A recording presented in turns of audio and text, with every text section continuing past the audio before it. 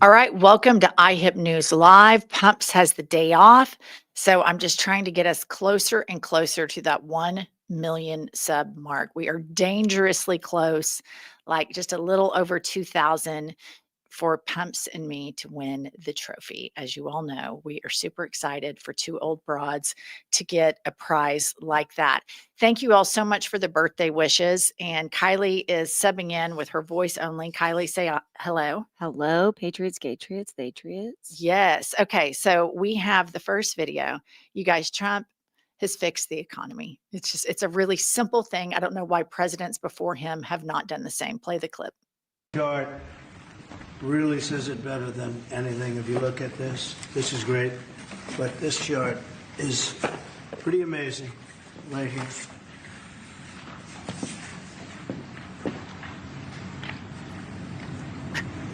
All new numbers. Okay? Okay. You guys, that's it. You just do a show and tell and you pull out a chart and just say it's all new numbers. This is the economy. And it shows, the graph going upwards. The economy is completely fine.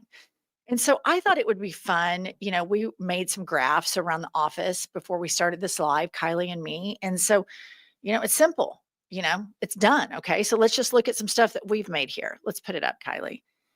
Is Mike Johnson gay? Let's see what this says. Hang on, I've got to enlarge my screen. 99% of Mike Johnson is gay. 1% gay. That's it. See, poof, there you have it. All right, what's the next one? Is Trump a pedo? Survey says yes. There you have it. It's a brand new chart. This just came out on the foothills of the profound cover up of the Epstein files and 100,000 pages redacted, and all of the Trump sycophants packing their toys up and leaving Congress and going to their home district in Benjamin Netanyahu's office. Survey says Trump's a pedo. Okay, next. Is Ted Cruz impotent? He's 90.9% impotent. And then the 9.1% of the time, Viagra is effective, but only 9% of the time for Ted, which, would explain a lot about Ted Cruz. Next up, is Trump an alpha male? 100% no, he is not an alpha male. So you see, guys, that's all you have to do. Just like McCankle's taco tits did. You just get a chart, you hold it up and say, see, that's it. New numbers. We have Trump's a pedo. Ted Cruz can't get a hard on. What else do we have, Kylie? Mike Johnson is very gay. Oh my God. So gay. So incredibly gay. And Trump is, of course, as everybody knows, a beta. And the only people that are bigger betas than Trump are, of course, his sons. Let's play this next clip. Don Jr., Dumb of Dumb and Dumber, is getting more and more depraved. Ben Michaelis of the Midas Touch posts, Don Jr. posts a meme of his dad throwing green penis from White House roof at female basketball players. And this is something that's been going on with the WNBA. People are throwing penises onto the court. And I think this is a larger problem of living in MAGA America. You see them beat up on trans people, then they move the goalposts, and they're beating up on drag queens. They're beating up on all members of the LGBTQIA plus community. They're beating up on women. They're beating up always on Black and brown people. And then you have Don Jr., he thinks all of this is just hilarious. And I want to remind everybody, this is a time period where his dad's administration is covering up a massive sex scandal of this sitting president. And so I have to ask you guys, what do you think would happen if Hunter Biden sent out such a meme from his laptop? And it's just amazing to me how the public holds Democrats and their children up to a standard. And then when it comes to this depraved man, McCankle's taco tits, how much he gets away with. It's really disgusting. Kylie, what do you think about this stuff going on with the WNBA? I think it's awful and I think it's stupid, and I'm not surprised. not surprised, or I'm surprised that more misogyny hasn't happened sooner to it because it's taking off and they can't fucking stand that. And do you notice they're always trying to politicize it? Like there's all this shit going on with Caitlin, is it Caitlin Clark? Caitlin Clark. And they're always trying to politicize every aspect of it. And it's so gross. And I've also seen that recently on my social media feeds that they are the right wing MAGA men. All of these sorority girls have gone back to campus and they're doing all of these like TikTok dances. And it's like University of Oklahoma, where Pumps and I went, or Oklahoma State University, Kylie, where you went, or Alabama. And it's like, this video is going to piss off liberals. Have you seen this? Yes, I've seen that. A sorority girl myself, there was no politics involved in mine, but you know that under the surface, it's all there. It was like an unsaid thing. And so now with the internet being what it is and these TikTok dances they do, they're putting it all out there. And not to mention, Charlie Kirk goes to college campuses and tells girls that they need to look for an MRS degree, which of course means Mrs. And it's just so incredibly demeaning, this right wing take on women's role in their lives. And you see these Christian nationalists that are now not even being quiet about it. They're talking about that they believe that every household should have a vote, meaning doing away with the 19th Amendment. And they think that only a man should vote for the household. And I covered this yesterday in an episode, but I want to cover it again. Michael Vasquez says Charlie Kirk is effing creepy, and he is. And he put out in a clip that he said Trump has never said anything feminine. And I want to say, this man gets up every day and wears a full face of makeup. He dyes his hair. He swoops it around like Dr. Seuss. He needs a bra. He has kinkles. He talks about men all the time. It's unbelievable. The fact that they even have to say that Donald Trump has never said anything feminine. Like, what a weird thing to say. Like, what a weird thing to even think about. And it just always leads me to this conclusion that these guys question their own gender and their own identity so much so that it's constantly being projected all the time. Kylie, what's your take on that? That 100% agree. I think the people that project that the most are the people that are the most insecure and the most gay inside. And sometimes I hate relating these MAGA men to gay people because it's just doing them a disservice. But I do think there's a lot of truth to the self-hatred when you don't let yourself be gay.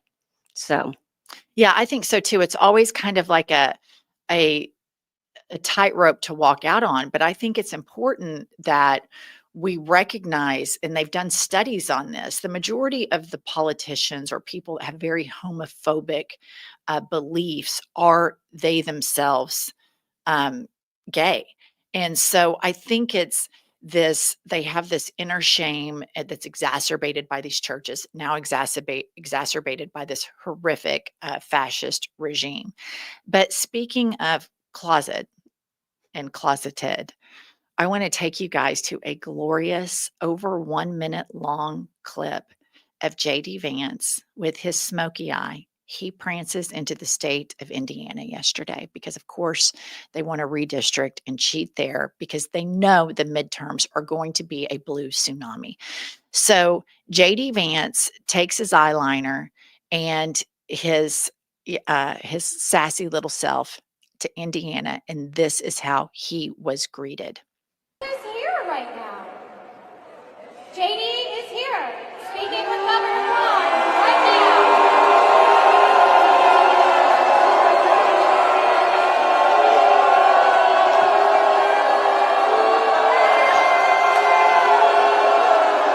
Pause it real quick. Edo B. All Right says JD Vance, aka Mrs. Anita Couch. No notes. That is so good. Okay, go back to this glorious booing of JD Vance. Yep.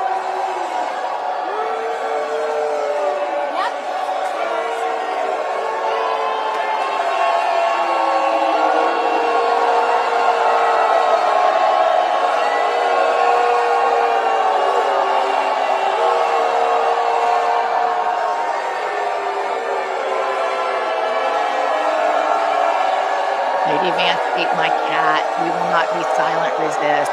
All right. You guys, I just want to remind everybody, we all feel like, I mean, I know that you guys probably experience this every day.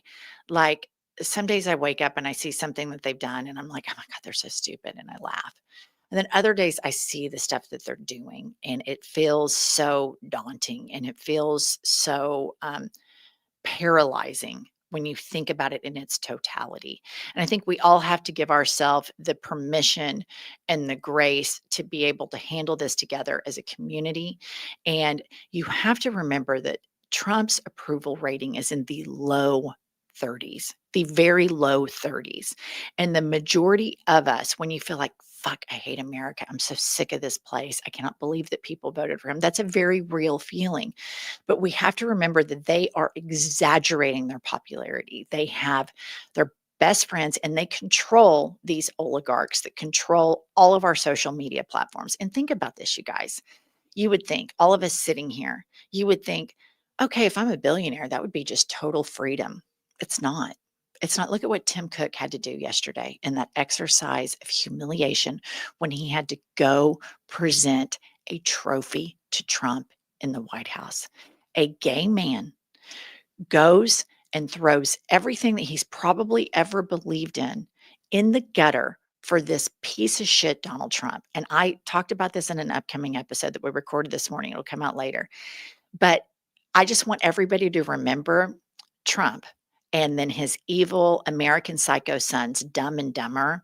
You guys, they started that Trump phone, and authoritarians and dictators, this is what they do. They form the government first, and then all of the business leaders and oligarchs come and kiss the ring to try to protect their interests. But because the authoritarian regime is so inherently evil, they end up cannibalizing these CEOs and they cannibalize the oligarchs. This is what Hitler did. This is what Vladimir Putin has done. That's why, if you pay attention to the national news, about every 2 or 3 months, you hear about some Russian oligarch that, quote, fell out of a window or, quote, had a heart attack. And so these leaders of commerce, these oligarchs, these billionaires, not only are they throwing their customer base under the bus, this is a very short-sighted play that not will not age well. This is not going to age well for Tim Cook and Jeff Bezos and all of these other pricks that have sold their customer base, which is the American tax-paying public. They've thrown all of us down the river. Okay, next up, you guys. Nancy Mace is so crazy, and she just gets crazier and crazier and crazier. Here she is being interviewed a couple of days ago because she's announced that she's running for South Carolina governor. Here, play the clip. I noticed that there's one of the accomplishments, things you were touting was the I-5 2060 interchange. What was the exit at Long Point Road? Yes. Not the interchange, but yeah. But that funding came from the Inflation Reduction Act, which you voted against. Right. Is that an accomplishment then? Is that something you can tout? No, absolutely. I mean, absolutely I can tout that. And you're a raging Democrat, so raging leftist with that kind of questioning. And I would say, as a woman, like, you might want to think about how you view other women and how you treat other women, the way that you question them, because women are going to lead this country off the brink, and conservative women. The first female president of this country is going to be a conservative woman, not some liberal like you. Okay, again, just a question about the bill, whether you voted for it or not, and what you were touting. Okay, number one, this journalist was asking her about something that she voted against during the Biden administration regarding infrastructure. All of this has been very successful, these infrastructure initiatives in these red states. They've been very successful, and the very politicians that voted against them are now trying to take victory laps. So this journalist is just trying to hold her feet to the fire on that. And then she plays your radical leftist and you shouldn't treat a woman this way.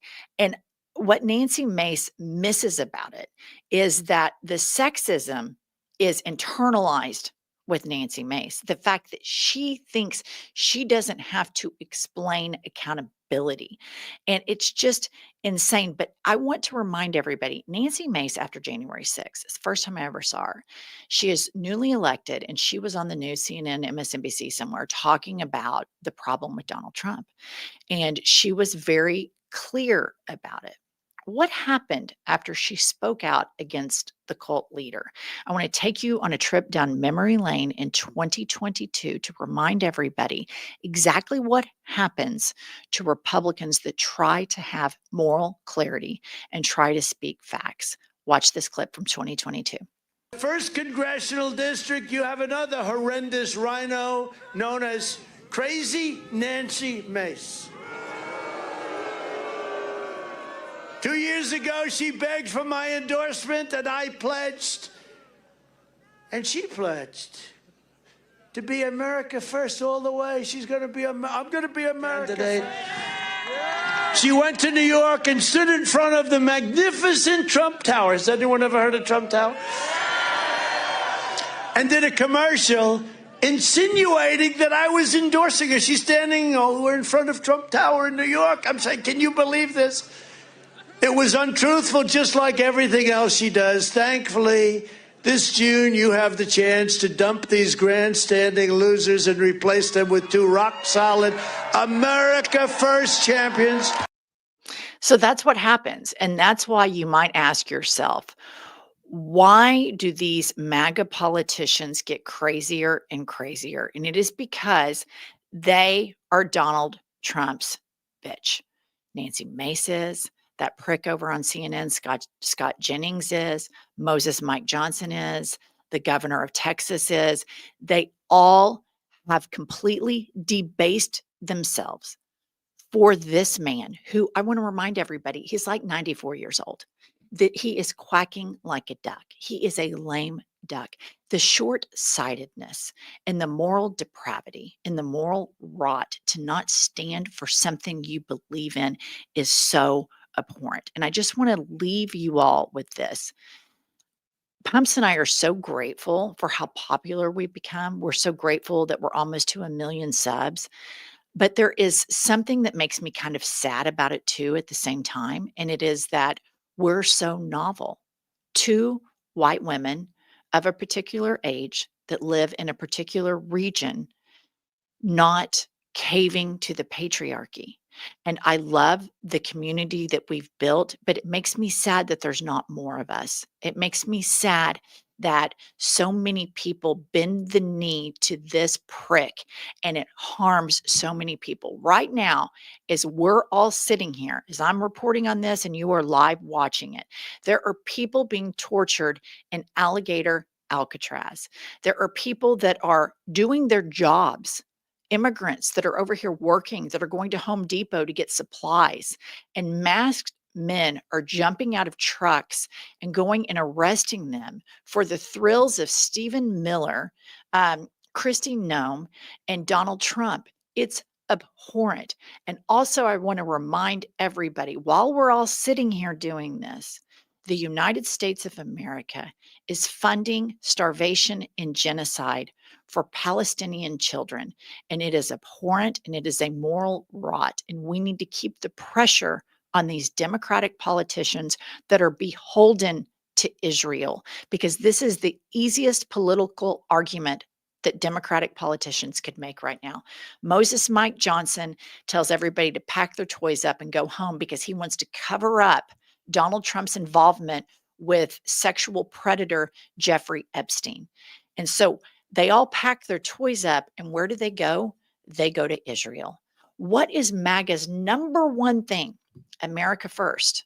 The easiest thing, the easiest layup argument that Democrats could make right now is to say MAGA politicians are not America first, they're Israel first.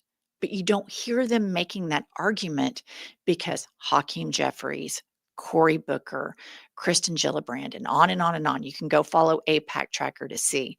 They are as beholden to the same people that Ted Cruz is. Are you kidding me? And so that's the problem right now. Donald Trump made the base move further to the right. We need to make the base move to being not beholden. If that's further to the left, whatever it is, it's away from all of this radical shit. And don't let them tell you that moving to the left makes you radical, because what is radical right now is being beholden to a country that is committing genocide. There is nothing more radical than that. So don't let them say, oh, the left's crazy. They want you to move further to the left and get more radicalized. No, we want you to get deprogrammed and get serious about American interests and having moral clarity. Okay, Kylie, did we make 1 million? We're not at 1 million yet, so everybody go subscribe. Did we lose followers with the We live? haven't lost subscribers yet. All right, you guys, Pumps and I are on. She is traveling a little bit right now, and so she covered for me when I went on vacation. I'm so sad that we're like on this million sub march, and so we're hoping that it hits soon. I hope that I'm with her. Kylie, do you know how to make us go live if she's not with me? Yeah, we can have her in there. Can you walk her through it? Yeah, that'll be the hard part, but we can try. All right. Thank you guys for joining us. And always remember the most marginalized among us. Those are the people that we fight for every single day. And we have to fight for our democracy. Thanks for joining us live, and I'll see you all later.